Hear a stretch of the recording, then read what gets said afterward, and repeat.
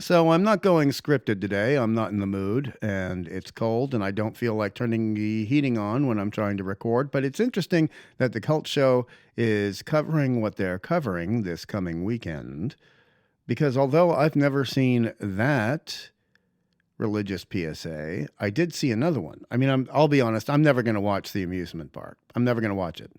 When you've been a son or a grandson who has had to fight certain people who are treating your people, your elders, none too well, in a certain environment, when you're trying to do everything you can to make sure their life is as good as it can be for their last moments, their last days, that's really going to be a bit too much of a trigger for me. So I love George Romero, never going to watch this one. However, ironically, today I am going to talk about a religious PSA made by a show called Insight, which was primarily Roman Catholic based, that I was introduced to along with the rest of my class in 1983 in high school in Australia.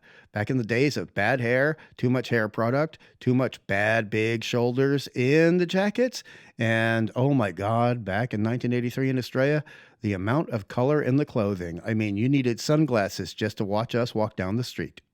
I was a lean, mean, bad humor, and big on the debate team machine.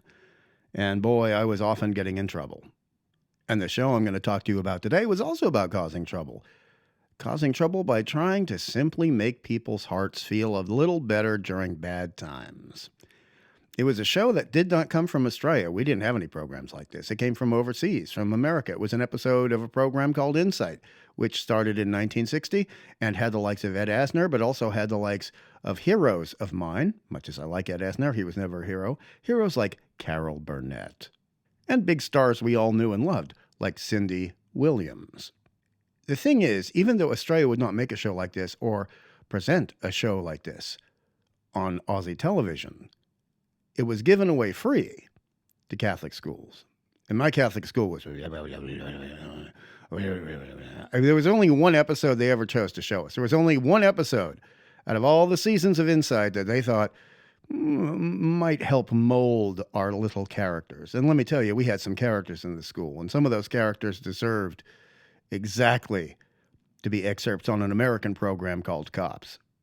Even though I was only barely into my teens, I did recognize the situation and the surroundings. It was clearly a mixture of somewhere south of Mexico and Cuba. And Australia, at that point already being a semi-socialist country, already knew that. So I was finding it really interesting immediately that we were watching something with this kind of setting. And then the street harlequins, the clowns, come in, and guess who's leading them? I recognize the voice immediately because one of my favorite pieces of narrative fiction of all time in any format is the episode of The Outer Limits called Nightmare, and I recognize the voice of Martin Sheen right off the bat. It doesn't matter how much makeup he's got on and what he's wearing. And I'm like, oh yeah. I'm like the Kool-Aid guy. Oh yeah. Suddenly, I can't hear another sound in the room. I'm just hanging on every word Martin Sheen says. Because let's face it, no matter how many jokes are made by MST3K or how you feel about his cultural and religious predilections, the man's got an amazing voice and an amazing manner, and if he didn't have that, a certain Mr. Coppola wouldn't have chosen him for the lead in Apocalypse Now. Now, would he have? I mean, at this point in my life, I had no idea that Mr. Sheen, previously Mr. Estevez, had come from Latino culture in so many ways. But in retrospect, it makes total sense why he signed on for this one. Because although it is not a horror picture, it is not a horror film short, there are horrific moments in it, if you know what I mean. And I think you do, to quote Joe Bob Briggs. In fact, there are moments where, for the Star Trek fans of the Cult Show, I think we can see where certain elements of "there are four lights" from Picard come from. And right off the bat, we have Martin Sheen, after the credits roll, getting in serious trouble with people carrying guns and uniforms, locking up tourists for a mere presumed indiscretion. And he immediately starts taking the piss. I mean, he starts Forget taking the piss. He's stealing the colostomy bag out of people who could shoot him on the spot. Big props. Even back then, I was thinking big props. And at the outset, it is all very Groucho Marx. Very Groucho Marx, which is a nice little tribute on the part of Mr. Estevez. And when being confronted in regards to his paperwork for being taken in as a prisoner for merely trying to make people in the street laugh and forget some of their misery for a moment, that's all he was doing, guess what? They say, so you're Ramon Gorez. No, my name is Bobo.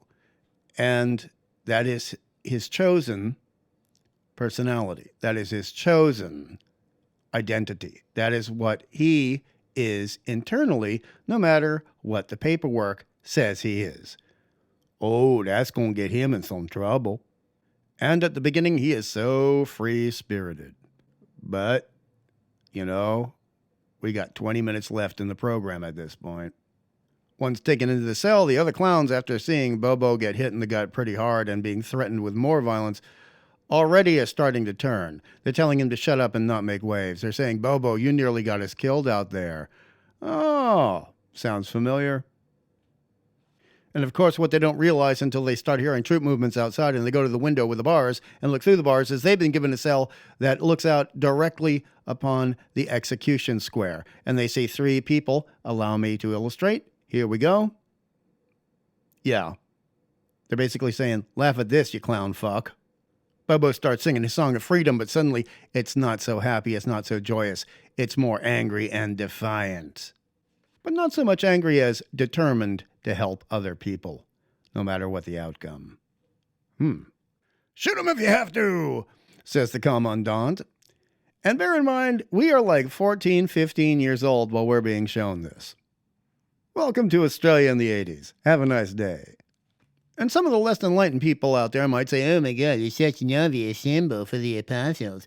No, not really. I mean, if you've ever been in a theater troupe, if you've ever been in any form of a crew, shall we say, you'll understand that it's not necessarily religious.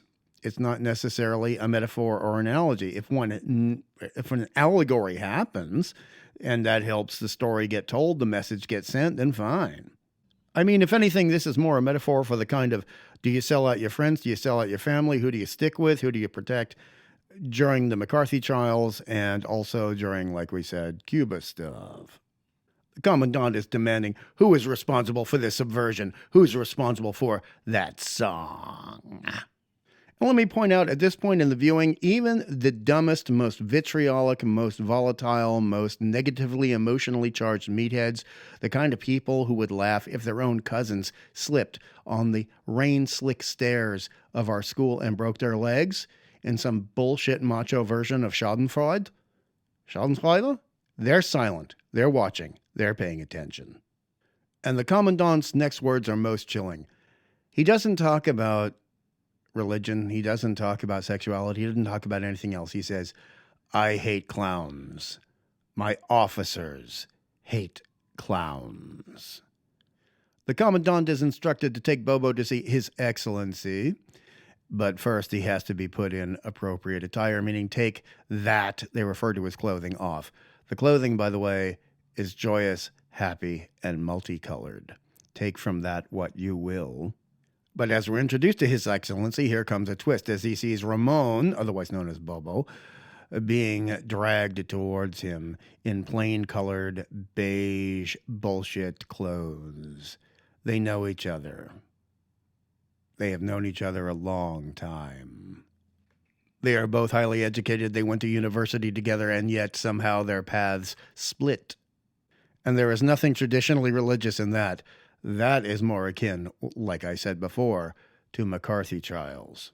To people who were friends in university and then take different paths politically and then, And I would argue it's not even political. I would argue it is some bastard child of sociological and psychological.